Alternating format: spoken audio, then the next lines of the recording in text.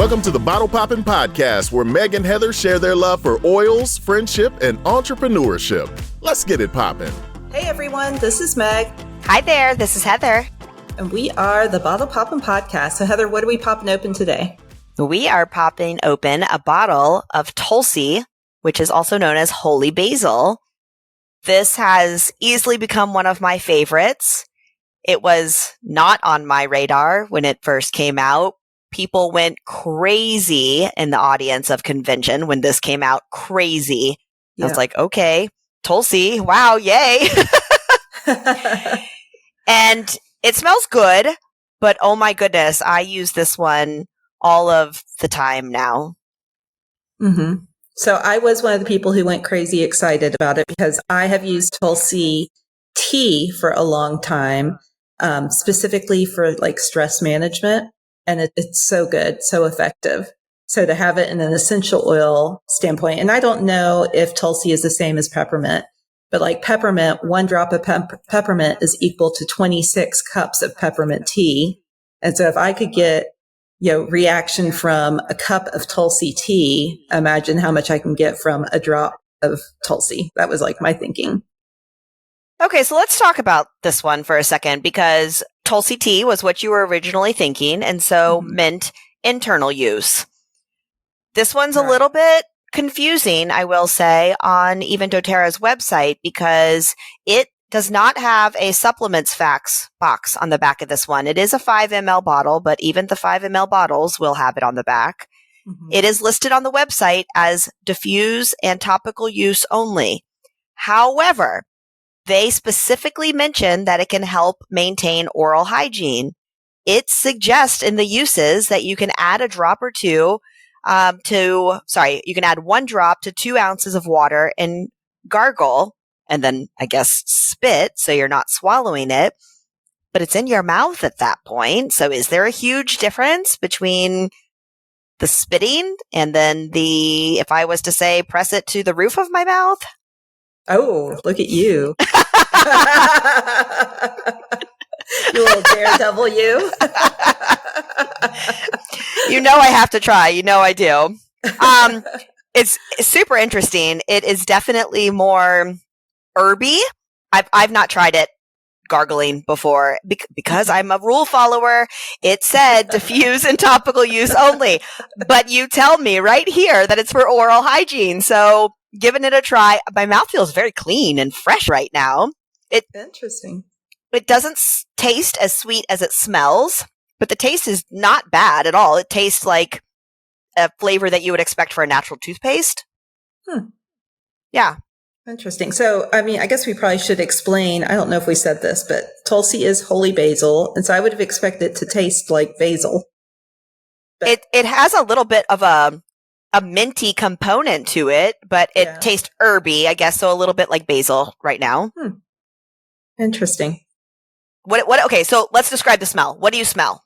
So it's like gentle, herbaceous, hint of sweet, and kind of musty as well.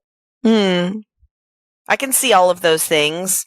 I feel like it is a hint of floral for me. I don't know if it comes specifically. It does come from a flowering plant. It says it comes from a bushy shrub with lavender-hued flowers. Oh, and it is part of the mint family, hence the taste that I was getting. So, okay, on that. Their description is warm, spicy, and balsamic. Interesting. Balsamic. I don't know that I smell that. But maybe I don't know what that means. Maybe that's not the same as balsamic vinegar. Right. I don't know either. Okay. So I like this one a lot now. You were obviously very excited. Would you say that you use this one as often as you thought you did, since it's not the original use that you were planning on using it for? Ironically, I forget about this one a lot. But when I remember it, I love it. But I do feel like Tulsi tea, part of it, like part of the soothingness of it is holding the warm cup of tea, and like sipping on that. And so especially if you follow the instructions that say don't use it internally, you can't really do that with the oil. But we together have had an amazing experience with this. So for those of you who are listening or watching on YouTube, episode 109 of the podcast, we did an oil experience, and it happened to be a day where both Heather and I were just feeling overwhelmed by life and tons of things going on. And so we picked 3 oils, and Tulsi was one of them, and applied them in different ways. And it was kind of cool because by the end of the podcast, you could even tell like stress gone away, feeling much more relieved. So yeah, this one definitely is effective. I don't use it as much as I probably should. This is an oil I often use for stress at this point. I think balance and adaptive were easy reaches for me, but one day I reached for this and it helped in a different way that I feel like this is one that I will often reach for now. The way that I use this one is I simply just take it and I put it on the top of my head. I wait to feel that little drop. And then I kind of just like run it through the top of my hair and scalp.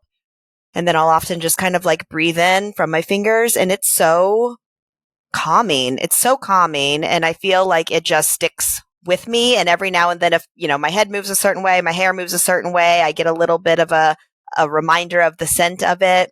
We were in the car one day and I don't know, either our conversation got tense between our family or something. And my husband's like, wherever we were going, something was going to be stressful. My husband's like, oh, I feel, you know, a little bit stressed. And I said, I have Tulsi with me. That's the only one that I have that's decreased stress.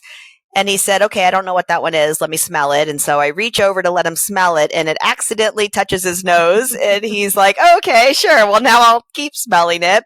And then the kids wanted to smell it. So they smell it. So our car got nice and calm. But then after whatever the event was that we had gone to, he commented that Tulsi really helped me the whole rest of the event, that he didn't feel like he was overwhelmed or stressed or whatever, that he was initially anticipating that he would be. So I've seen him reach for this one now too. I really like Tulsi. I really like Tulsi. Yeah. Well, and I love actually watching you apply it just then too, because I've definitely heard put it on the head, but I put it on the crown of the head, so further back. Well, and I do sometimes, but my headphones are there right now too. Yeah. But like, I like the idea of it being right here, because like when it's back here, the chances of the wind blowing and me still smelling it, not as great, but right here, that makes more sense. So thank you for that tip. Yes, yes. I feel like this would be one of those, you know, we talked about the perfumes in the last couple of episodes and kind of the eau de toilette spray where you just kind of are misting it and around you mixed with the water. This would be one that I feel like I would almost want to do in my hair so that as I moved certain ways that my hair kind of gave that smell. Side note, this is so funny. Not related to Tulsi, but related to doTERRA. I have washed my hair with the doTERRA shampoo and conditioner for as long as they've had it out. It's the newer blue bottle, white bottle one. So I've used that for a really long time. Gotten out of the shower the other day. It was getting close to bedtime. My hair was still wet and I'm laying with my daughter or whatever. And she was like, oh, what is that smell? And I'm like, what smell? And she's like, start smelling all around me. She's like, your hair smells so good. And I'm like, okay. I mean, I just use the same shampoo and conditioner. Well, which one do you use? And so I told her and she's like, I have to start using that. That smells so good. I'm like, I don't even smell it, but that's okay. That's so sweet. Yay. That's awesome. So now you have to get that for her as well. It was purchased on my order yesterday. Amazing. Yeah.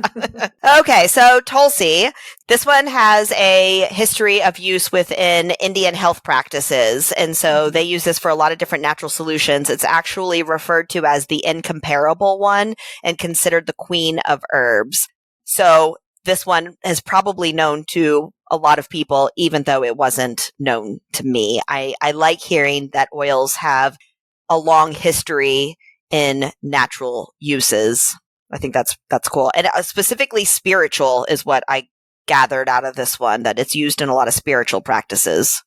Well, and Tulsi is considered an adaptogenic as well. And so I think as more and more people are realizing that there's natural ways to deal with anxious feelings, that adaptogenics are talked about more often. And so this oil specifically is formulated from a plant that is truly an adaptogenic. So just like the reishi mushrooms and all of that are becoming more and more popular, Tulsi is kind of in that same classification.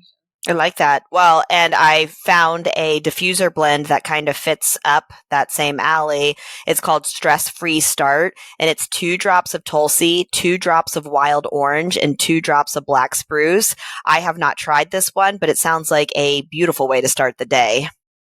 It definitely does. I mean, I think anything with black spruce, basically, I'm a fan of. So, and my kids love wild orange. So if I sneak the stress-free oils in there, then we're just going to have a good day. Yeah. Love it. Okay. Well, anything else on this oil? No, I think I have said how much I like it. My family likes it. And if you do not have this one already, I highly encourage you to get this one. Yeah. Just one other thing that came to mind. I think this would be a really lovely one to just do a foot massage with as well. Just to give you the relaxation, but also a little bit of self-care if you're doing it for yourself or doing it for a loved one. I think it could help a lot of people. So, yes. Anyways, well, thank you so much for listening. We will have a brand new episode for you next Friday. We so appreciate you taking the time every week to listen and sharing this with your friends as well. Thanks for tuning in. For more information, you can follow these bottle poppin' ladies at bottlepoppinpodcast.com. Tune in next week to learn about what bottle we're poppin'. Until next time, take care. These statements have not been evaluated by the Food and Drug Administration. This podcast is not intended to treat, diagnose, cure, or prevent any disease.